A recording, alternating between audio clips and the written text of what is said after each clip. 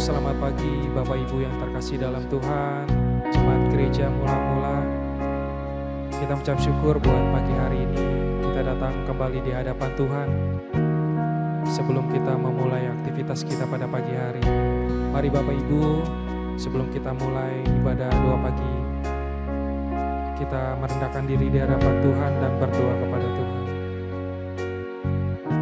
Terima kasih Bapa yang baik, di dalam nama Yesus Kristus, Allah yang kami sembah, Allah yang kami puja dan kami tinggikan. Kami mengucap syukur buat pagi hari ini ya Tuhan. Kami bangun dalam keadaan yang sehat untuk siap memulai aktivitas kami pada pagi hari ini Tuhan. Kami mau bawa hati kami bawa penyembahan kami di hadapan-Mu ya Tuhan. Karena kami tahu bahwa di luar Tuhan kami tidak dapat berbuat apa-apa ya Tuhan. Tuhan yang memberikan kekuatan, Tuhan yang memberikan jalan keluar untuk setiap pergumulan hidup kami ya Tuhan. Terima kasih ya Tuhan. Terima kasih Bapa yang baik. Kau Allah yang sungguh tiada taranya ya Tuhan, yang sangat mengagumkan buat kami Tuhan. Terima kasih Tuhan. Haleluya.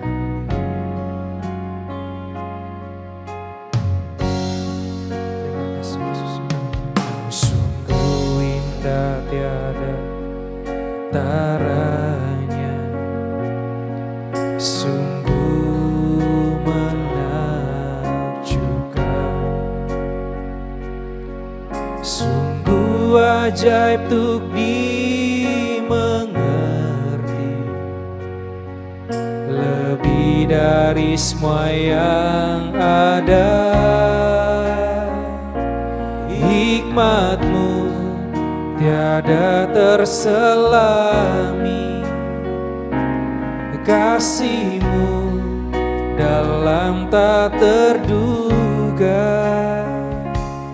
Kau sungguh indah tiada taranya, mulia dan berkuasa.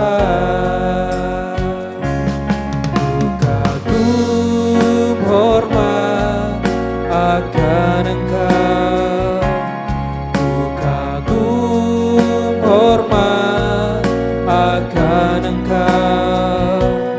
Kau Allah yang layak dipuji, ku kagum akan Engkau.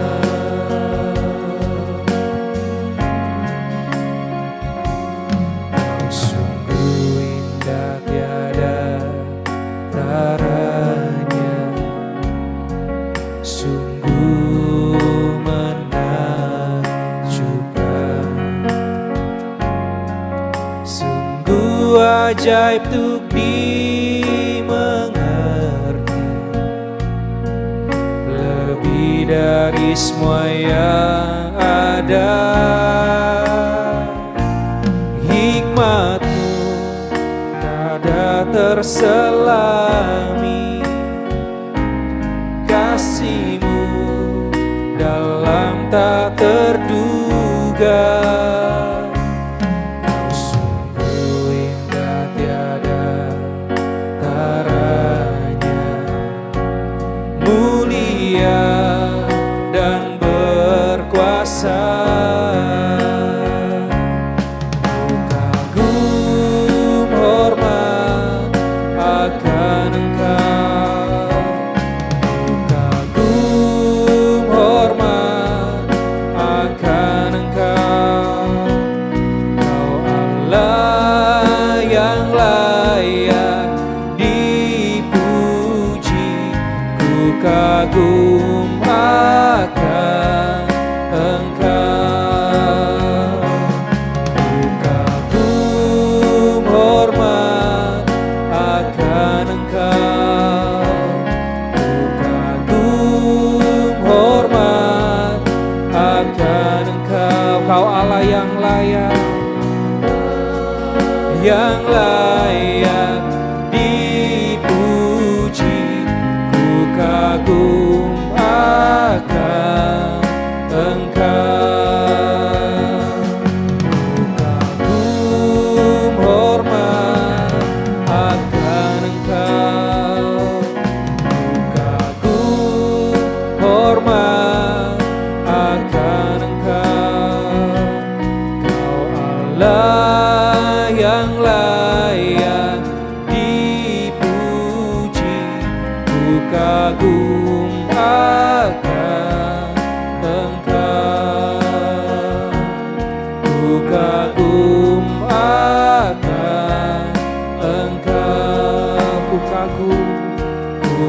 kagum akan Engkau.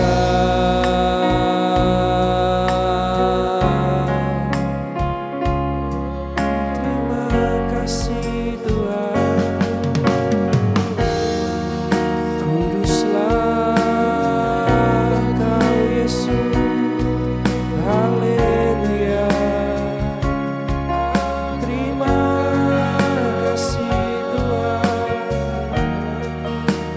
Engkau Allah yang besar, Engkau Allah yang ajaib.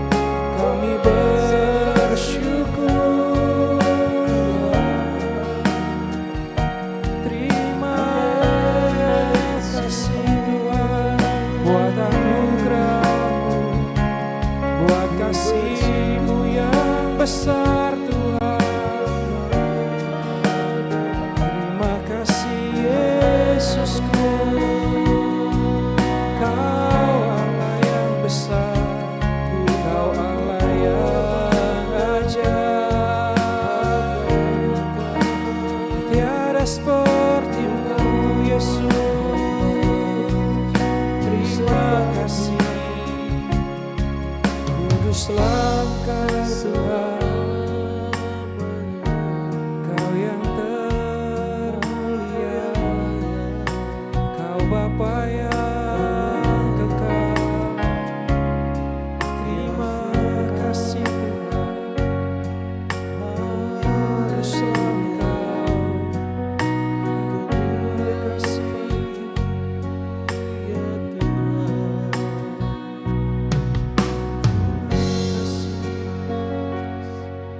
Terima kasih Tuhan, segala hormat kemuliaan hanya bagi nama-Mu. Sebentar kami akan bersiapkan hati kami ya Tuhan, dibentuk oleh kebenaran firman Tuhan. Biar Tuhan yang mengurapi hamba-Mu, biar setiap perkataan yang keluar dari lidah bibir hamba-Mu ya Tuhan, semua berasal daripada-Mu ya Tuhan. Terima kasih Tuhan. Terima kasih Tuhan, Kau begitu baik dalam setiap hidup kami. Yesus Tuhan, mulialah nama-Mu. Terima kasih Yesus Tuhan, mulialah namanya. Yesus Allahku, besar kasih-Nya.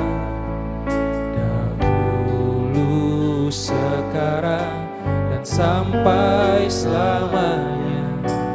Kuasa-Nya tak pernah berubah.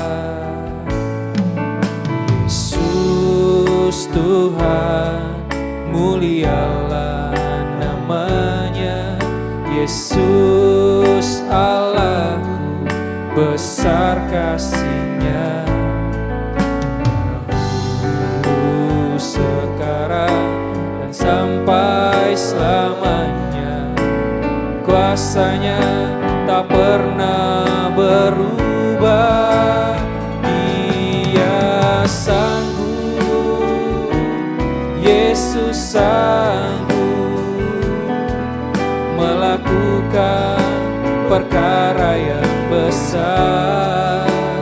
Dia sanggup, Yesus sanggup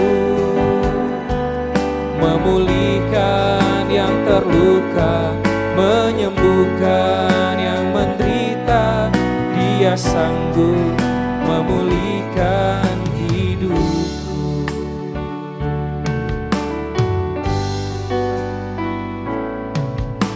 Yesus Tuhan, mulialah namanya. Yesus Allahku, besar kasih-Nya. Dahulu, sekarang, dan sampai selamanya. Kuasa-Nya tak pernah berubah. Yesus Tuhan, mulialah namanya. Yesus Allahku, besar kasih-Nya.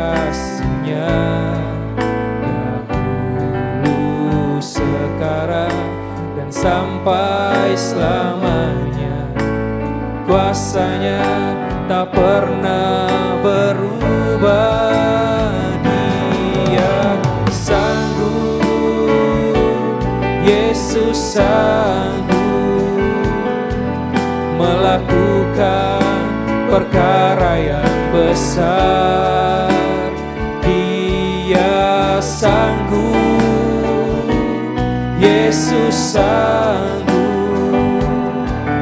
memulihkan yang terluka, menyembuhkan yang menderita.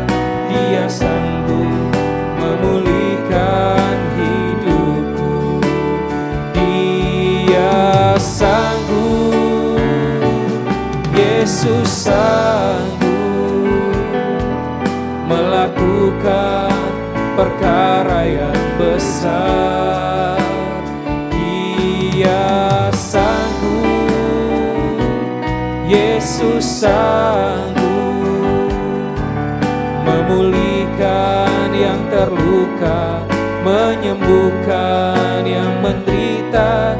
Dia sanggup memulihkan hidupku. Dia sanggup memulihkan hidupku. Dia sanggup, Dia sanggup memulihkan hidupku.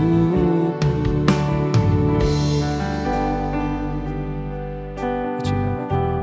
Terima kasih Tuhan.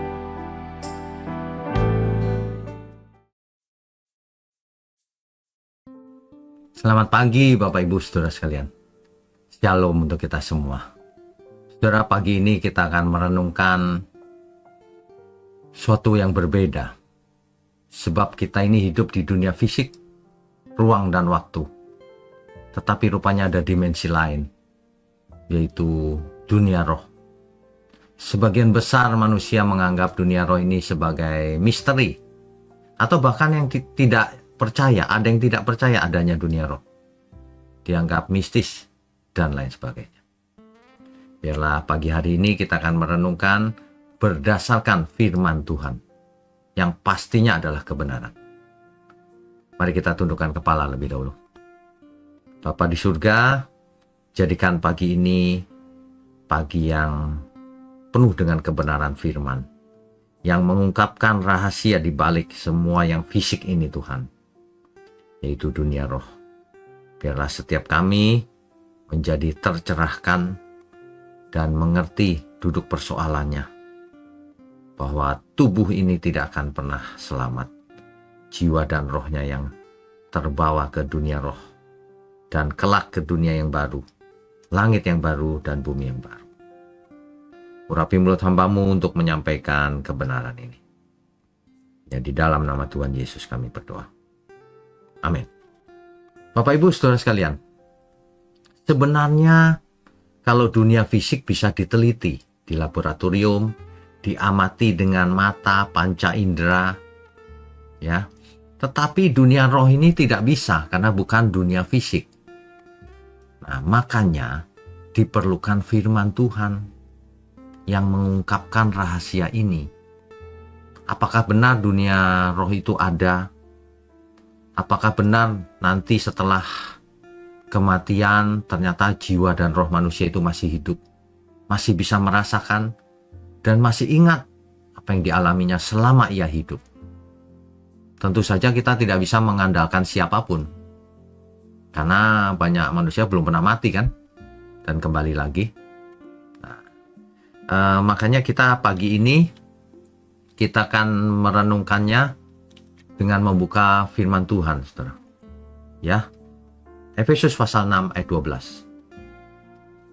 Saya bacakan ya. Karena perjuangan kita bukanlah melawan darah dan daging, bukan melawan sesuatu yang fisik, tetapi melawan pemerintah-pemerintah, melawan penguasa-penguasa, melawan penghulu-penghulu dunia yang gelap ini, melawan roh-roh jahat di udara. Roh-roh jahat di udara ini bentuknya ada pemerintahan, ada penguasa-penguasa teritorial, ada penghulu-penghulu dunia, roh-roh jahat di udara. Sebenarnya musuh kita itu tidak kelihatan. tapi dampaknya nyata. Ya. Setan dan roh-roh jahat itu adalah bentuknya roh, bukan fisik. Tapi bisa manifestasi dengan sesuatu yang kelihatannya fisik. Dan bisa menembus dunia fisik. Mengganggu manusia. Buktinya di awal dunia ini, di taman yang seharusnya asri, Eden itu, ya, disitulah terjadi dialog antara si ular dan Hawa, antara roh yang berasal dari dunia roh dengan manusia yang ada di dunia fisik, bisa berinteraksi rupanya. Jadi jangan ketika mendengar kata dunia roh, maka kita bereaksi dengan tidak tepat. Kalau pada umumnya kan orang bereaksi dengan 3 macam reaksi. Ada yang menganggapnya sebagai sesuatu yang mistis dan menakutkan. Artinya apa? Artinya ia percaya adanya dunia roh, tapi tidak jelas dan menakutkan. Itu kelompok pertama. Kelompok kedua, ada yang bingung. Apa ya bedanya? Roh tidak bisa diteliti. Lalu ada lagi yang namanya jiwa. Apa bedanya roh dan jiwa? Kelompok ketiga, ada yang menganggap seandainya dunia roh itu ada, tidak relevan dengan kehidupan kita sehari-hari di dunia fisik. Bahkan ada yang tidak percaya dunia roh itu ada. Mereka berpandangan bahwa ketika manusia itu mati, ya sudah selesai. Tidak ada lanjutannya. Gitu ya. Nah, padahal Alkitab mengajarkan bahwa dunia roh itu realitas yang sangat nyata. Bahkan hari ini, sebenarnya kita hidup di dua dunia. Satu dunia yang kelihatan, fisik, dan dunia yang tidak kelihatan, yaitu roh, rohani. Karena apa? Karena manusia memiliki jiwa dan roh juga selain tubuh fisik ini. Makanya kita hidup di dua dunia sebenarnya saat ini. Makanya dunia roh dengan dunia fisik juga bisa bertemu, menyeberang. Bagaimana seseorang menjelaskan paku yang karatan bisa masuk ke dalam sendi-sendi, tulang sendi seseorang tanpa ia dioperasi, tanpa tahu apa-apa, tiba-tiba lumpuh. Ada sesuatu pertemuan antara dunia roh dengan dunia fisik, dan itu kalau kita teliti di Alkitab memang begitu. Si iblis bisa menyamar sebagai ular dan bicara dengan Hawa, kan bisa. Bahkan iblis mencobai Tuhan Yesus di dunia fisik loh, itu mencobai dengan menggunakan ayat-ayat kitab suci. Ini bukti bahwa dunia roh dan dunia fisik itu ada titik temunya. Ya. Jangan saudara tidak percaya adanya dunia roh. Berarti saudara tidak bisa berpikir secara menyeluruh. Nanti hidupnya jadi meleset sebab pengertian yang tidak tepat atau pengertian yang tidak lengkap akan mengarahkan bagaimana kita hidup juga tidak lengkap. Sama. Kebenaran itu cirinya lengkap, utuh. Ya, itulah sebabnya dalam Yohanes 4 ayat 24, Tuhan Yesus mengajar dengan jelas sekali. Allah itu roh. Dan barang siapa menyembah dia, harus menyembahnya dalam roh dan kebenaran. Konteksnya adalah kalau menyembah Allah kita itu bukan dengan cara fisik saja, tapi yang terutama dalam roh dan kebenaran. Tidak tergantung fisik, tidak tergantung posisi, tidak tergantung waktu, tidak tergantung lokasi, ya, dan kebenaran di dalam kebenaran. Kan begitu, ya kan? Nah, ini yang harus kita hayati benar-benar. Jangan sampai ada resistensi. Gak ada kali dunia roh. Nah, banyak orang itu pakai logikanya, terutama anak muda yang belajarnya sains. Dengan background sainsnya itu ia meragukan adanya dunia roh karena tidak bisa diteliti. Padahal ya saudara ya, kenapa ilmuwan percaya bahwa air itu rumus kimianya H2O? Memangnya kalau kita memandang air lalu ada tulisannya H2O? Kan tidak. Kenapa percaya? Sesuatu yang tidak terlihat. Udara tidak terlihat, kenapa percaya? Kenapa percaya bahwa rumusnya O2? sedangkan karbon monoksida CO2 memangnya ada labelnya? Kan tidak ada. Yang membuat label kan manusianya. Jadi manusia itu terkadang memang tidak konsisten. Kalau disodori dunia roh itu tidak bisa disentuh, tidak bisa dilihat, tidak bisa dirasakan, maka ia tidak percaya. Sedangkan rumus-rumus kimia juga tidak bisa dilihat rumusnya bagaimana, tak kenapa bisa percaya. Jarak matahari ke bumi sekian, kenapa kau percaya? Memangnya ada yang ngukur pakai meteran? Kan tidak. Artinya ada metode-metode untuk mengukurnya. Dunia roh bisa diukur secara empiris. Orang-orang yang mengalami langsung, apakah ada yang bisa menjelaskannya? Kan tidak. Ada banyak hal di dunia ini memang tidak bisa dijelaskan tanpa mengetahui langsung dari sumbernya. Makanya kebenaran dasarnya haruslah Alkitab. Tidak boleh dasarnya yang lain. Orang zaman sekarang itu sulit dibuat bertobat, sulit diyakinkan. Karena pakai metodenya sendiri. Ya. Kita ujungnya adalah fakta, Saudara. Kebenaran sesuai fakta. Kita lihat fenomena-fenomena yang tidak bisa dijelaskan itu menunjukkan bahwa ada dunia roh. Ya, terutama perkataan Tuhan Yesus sendiri yang mengisahkan setelah kematian orang kaya itu masih menderita. Ya. Lazarus ada di pangkuan Abraham, itu kan dunia roh. Jika engkau mendengar firman Tuhan di pagi hari ini, jangan keraskan hatimu. Belajarlah sungguh-sungguh, nanti kau akan mengerti. Nanti kita akan semakin mengerti, semakin dibukakan oleh Tuhan. Ya, mari kita tundukkan kepala. Bapa di surga, meskipun kami tidak bisa melihat, tetapi kami percaya saja kepada Tuhan. Bahwa ada dunia roh, sebab manusia terdiri dari tubuh, jiwa, dan roh juga. Terima kasih Tuhan untuk firman kebenaran di pagi hari ini. Biarlah ini menjadi suatu perubahan dalam hidup semua orang yang mendengarnya. Perubahan yang semakin mengerti dengan lengkap. Terima kasih untuk GMM. Tuhan berkati tangan-tangan yang mendukung pekerjaanmu ini. Juga semua kami Tuhan dan jemaatmu dimanapun berada. Terima kasih, hanya dalam nama Tuhan Yesus kami berdoa dan mengucap syukur. Amin.